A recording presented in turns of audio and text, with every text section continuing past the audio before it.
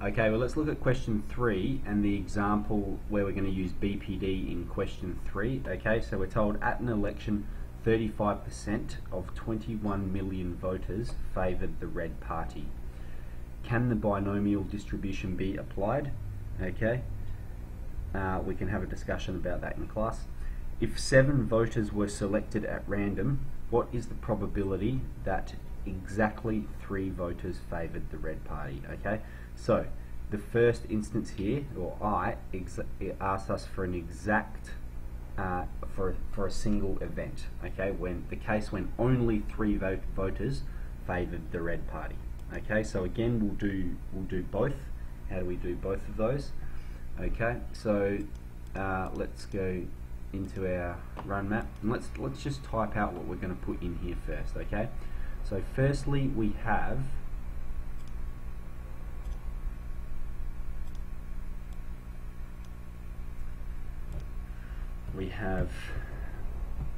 a combination with 7 voters, and we want to know if exactly 3 of them voted for the red party. Okay, so out of 7 trials, 3 successes. Okay, now the probability of a success is 0.35. okay, 0.35, and we put that to the number of successes, which is 3 to the power of 3. Okay, we then multiply that by the probability of a failure, which is basically just 1 take away the probability of a success, that part there. Okay, so that these two that I now am circling my mouse around always add up to 1. Okay, so we're multiplying that by the probability of a failure and putting that to the power of the number of failures. If there's 3 successes, then there's going to be 4 failures. Okay, let's put this into our calculator and see what we get. So we're in option. Okay, we go across to probability. Alright, and we're using this function here. Okay, so the number of trials goes at the front, 7, C, and 3 successes, and we're multiplying that by 0.35 to the power of 3. Okay, and then we're multiplying that by 0.65 to the power of 4. Let's execute that. Our probability is 0.2679. Okay, right, now let's use BPD.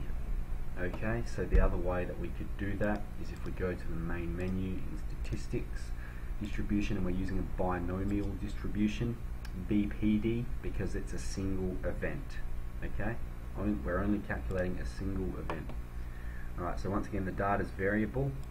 Okay, the number of successes is 3, the number of trials is 7, and the probability of a success is 0.35. Let's put that in and execute that, and we get exactly the same probability that we calculated here. Okay, that's just rounding that I've done down here, that's why it's different. Okay, so BPD, 2 ways of doing it. It's entirely up to you how you do it. Okay, remember, if you're when we need to show all our working out, so you're either writing exactly that out or you're putting everything you put into your calculator just here. Okay, all you need to know about BPD is it's only when you're calculating a single event. Okay, so we had the example up here, exactly 2 boys, exactly 3 voters. Okay, or if we're flipping a coin 10 times and we want to know what's the probability of getting exactly 6 heads or something like that.